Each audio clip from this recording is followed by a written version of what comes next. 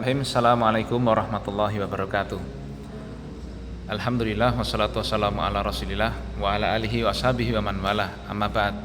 Tolab wa talibat sekalian, kita lanjutkan pelajaran kita. Sekarang masuk di pelajaran ke-11 dengan judul, dibuka ya, halaman 61, lanjutan bab tentang orang yang mengingkari takdir. Tujuan dari pembelajaran kita yang pertama, murid dapat menerangkan bahaya mengingkari takdir. Mengingkari takdir itu suatu yang sangat berbahaya. Kemudian yang kedua, menganjurkan para murid untuk bertanya pada para ulama dalam perkara yang tidak dipahami dalam masalah agama. Jadi kalau tidak tahu, tanya. Lalu yang ketiga, murid dapat menentukan hasil iman terhadap takdir. Ya, kita baca dalilnya dan ini dihafalkan ya. Wa fil musnadi was sunani an ibni dailami. Ya, di dalam musnad dan juga sunan. Musnad ini musnad Imam Ahmad, sunan ini ya Sunan At-Tirmidzi dari Ibnu Dailami. Qala, beliau mengatakan, ataitu Ubay ibna Ka'bin, aku datang kepada Ubay bin Ka'ab. Fakultu, lalu aku bertanya kepada beliau. Kurung buka kalau mau ya pertanyaannya. Fi nafsi syai'un minal qadari. Dalam hatiku ada sesuatu tentang takdir. Lihat kosakata itu artinya. Fi nafsi syai'un minal qadar. Dalam hatiku ada keraguan dan kegoncangan masalah takdir. Fahadithni bisyai'in la'allallaha yudhibuhu min qalbi. Kurung kutub dulu ya. Maka Ibnu Dailami ini meminta nasihat kepada Ubay bin Ka'ab. Wahai Ubay bin Ka'ab, tolong kasih tahu aku, semoga Allah bisa menghapuskan keraguan dalam hatiku itu.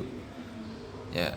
Faqala, maka Ubay bin Ka'ab menjawab, kurung buka, lau anfaqta mithla uhudin dhahaban ma qabilallahu minka hatta tu'mina bil qadari.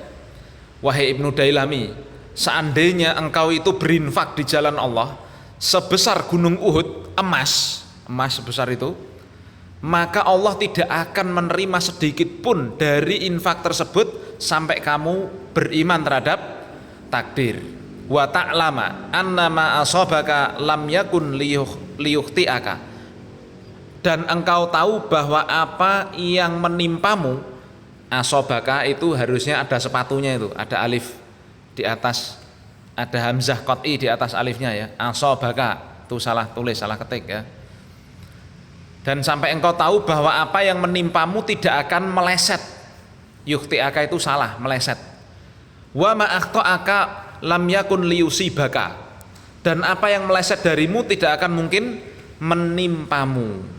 Walau mitta ala ghairi hadza, kalau engkau mati, ini ada yang mengatakan bukan mitta tapi mutta ya, wazannya mata ya mutu mut, berarti mutta, walau mutta, dan seandainya engkau mati dalam keadaan ala ghairi hadza, tidak mengimani takdir, ini maksudnya, lakun tamin ahlin nari, sungguh engkau pasti akan menjadi penduduk neraka, kurung tutup ya. Jadi ini nasihat Ubay, kalau kamu mati nggak iman terhadap takdir, pasti jadi penduduk neraka, waliyadzubillah. Qala, kemudian Ibnu Dailami mengatakan, fa'ataitu Abdullah ibna Mas'udin, lalu aku pun mendatangi Abdullah bin Mas'ud, wa Hudzaifata ibnal Yaman, dan aku mendatangi Hudzaifah Ibnul Yaman, wa Zaid ibna Thabit, juga aku datang kepada Zaid bin Thabit, penulis wahyu Rasul ya. Fakulluhum haddatsani bimithli dzalika anin Nabi sallallahu alaihi wasallam, maka semuanya mengatakan kepadaku dengan perkataan yang sama dengan perkataannya siapa? Ubay bin Ka'ab tadi, bersumber dari hadis Nabi sallallahu alaihi wasallam. Jadi Ibnu Dailam ini tabi'in ya, hidup di masa tabi'in setelah para sahabat ya kan. Nah, tapi dia masih mendapati para sahabat. Nah, dia mengalami keraguan dalam masalah memahami takdir. Akhirnya dia datang ke sahabat, yaitu siapa tadi? Ubay bin Ka'ab, ya. Lalu dinasihati ini, kalau kamu itu nggak beriman pada takdir, walaupun kamu punya emas segunung Uhud, kamu sedekahin nggak akan diterima oleh Allah. Lalu kalau kamu mati tidak mengimani takdir, pasti kamu masuk neraka. Terus Ibnu Dailami datang lagi ke sahabat yang lain, ya, Hudzaifah bin Yaman, Abdullah bin Mas'ud, dan juga Zaid bin Thabit. Ternyata semuanya nasihatnya sama persis dengan nasihatnya Ubay bin Ka'ab. Paham ya? Baik, kita baca pokok pembelajarannya. Yang pertama, mengingkari takdir menggugurkan semua amalan. Masya Allah, ya. Jadi karena ini rukun iman, jadi kalau tidak mengimani satu saja dari rukun iman itu, hilang semua amalannya. Ibnu Dailami mengabarkan bahwasanya muncul dalam dirinya permasalahan tentang takdir yang dikhawatirkan bisa merusak agamanya. Maka dia pun pergi untuk bertanya kepada sebagian sahabat Nabi.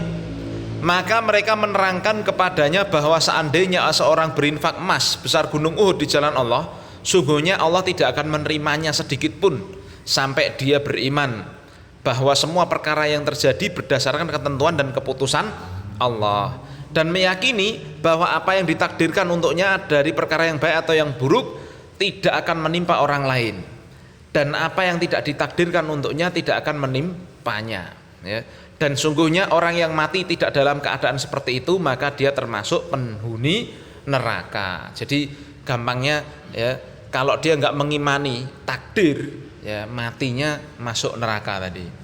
Athar tersebut menunjukkan bahwa wajib bagi setiap muslim untuk bertanya pada ulama tentang masalah yang dihadapinya. Hal tersebut sebagai pengamalan dari firman Allah Ta'ala, fas'alu ahla dzikri in kuntum la ta'lamun. Tanyalah kepada orang yang mempunyai pengetahuan jika kamu tidak mengetahui. Ya, jadi ini Ibnu Dailam ini sikapnya benar. Ketika dia ragu, dia tidak paham terhadap satu masalah, dia tanya kepada ulama. Paham ya? Ulama dari kalangan para sahabat itu.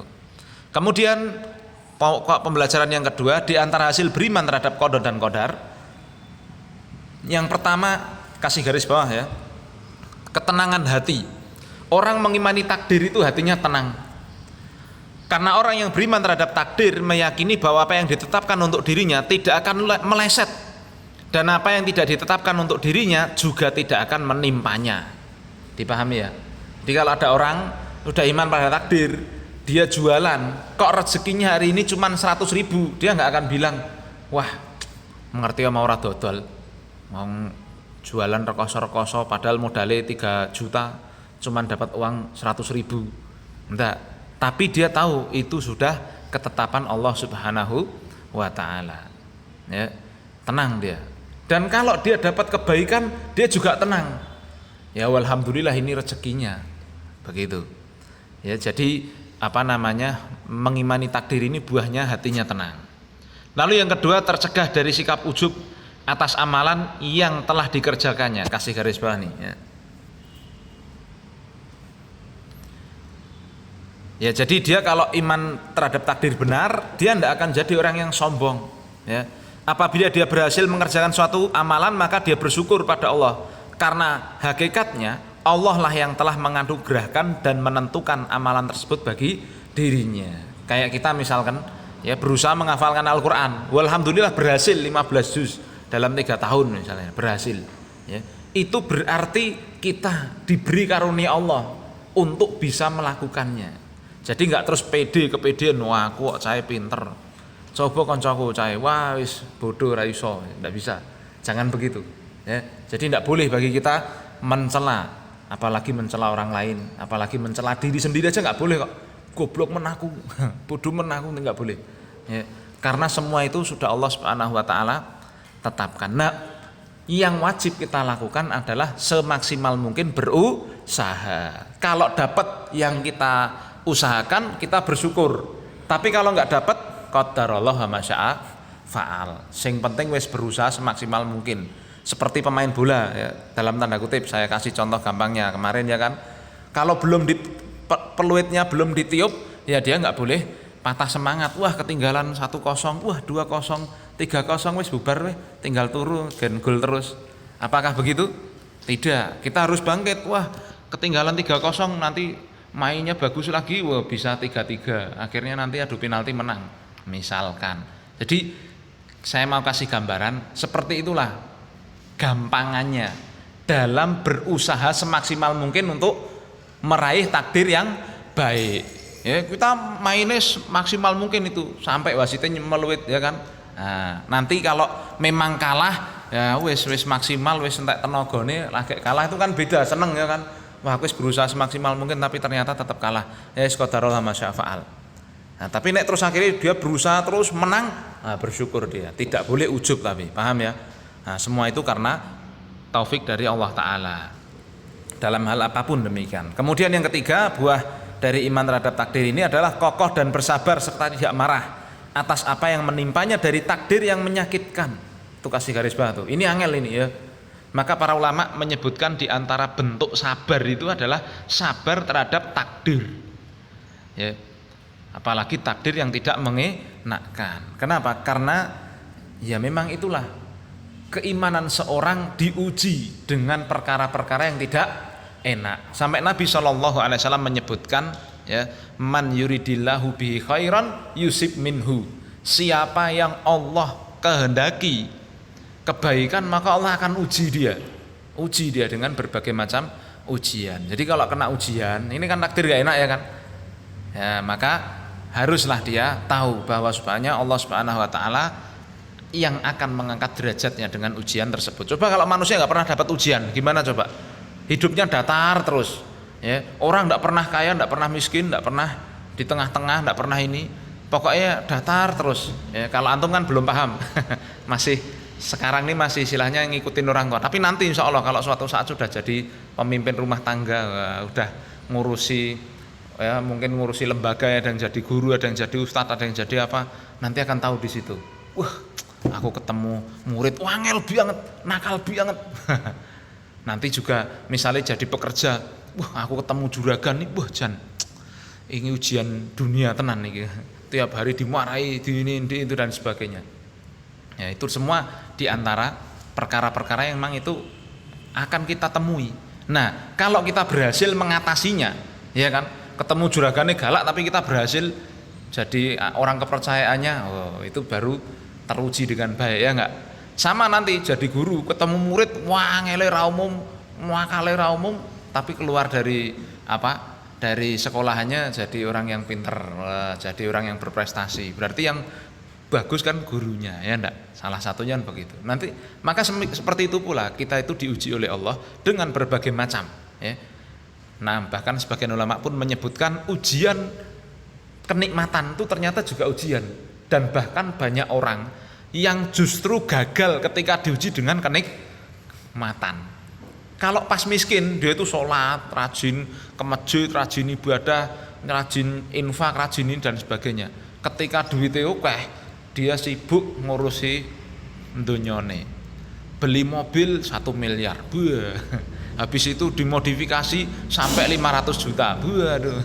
Dan seterusnya, pokoknya lalai dengan akhiratnya. Dan ternyata yang gagal karena ujian kenikmatan itu lebih banyak. Ya contoh kita kalau usia antum ini gampangannya diberi ujian kenikmatan HP, ya enggak? Mungkin bisa jadi ada yang sampai lupa mandi, lupa makan, lupa sholat, lupa ibadah, lupa bapake, lupa ibuke. Gara-gara nyekel HP, apalagi game. Wah, alhamdulillah saya tahu main game. Nah, sekarang nah ini kalau dia imannya benar terhadap takdir, dia kokoh dan bersabar serta tidak marah atas apa yang menimpanya dari takdir yang menyakitkan. Ya nanti mungkin ya suatu ketika akan dihadapi, ya akan kita hadapi, antum hadapi. Mungkin antum kehilangan orang yang dicintai, ya enggak? Ya, kehilangan mungkin apa? Neneknya, kakeknya, bisa jadi ya namanya orang kan suatu saat ya mungkin orang tuanya dan sebagainya. Maka seperti itu kan menyakitkan dalam tanda kutip. Kan diterima wong biasane urip kok mati you know. Ya maka itu harus disiapkan, dan kita yakin itu datang dari Allah Subhanahu wa taala ya, makanya dia harus kokoh imannya terhadap takdir ini ya. Dan dia bisa kokoh tersebut karena dia tahu bahwa hal tersebut merupakan pengaturan dari yang maha mengetahui dan maha bijaksana. Semuanya itu datang dari Allah, itulah yang terbaik. Maka wajib bagi setiap hamba untuk mengimani terhadap takdir yang baik maupun yang jelek, karena perkara tersebut merupakan satu dari rukun iman yang 6. Kasih garis bawah yang terakhir nih, sehingga barang siapa yang mengingkarinya maka dia telah kafir, keluar dari Islam. Oleh sebab itu tadi kan hadisnya apa? Mau dia beramal, mau dia berinfak sebesar gunung Uhud tidak akan diterima. Itu menunjukkan kalau orang yang tidak beriman terhadap takdir dia keluar dari Islam, ya. Evaluasinya dikerjakan. Taib subhanakallahumma bihamdika asyhadu an la ilaha illa anta astaghfiruka wa atubu ilaik. Assalamualaikum warahmatullahi wabarakatuh.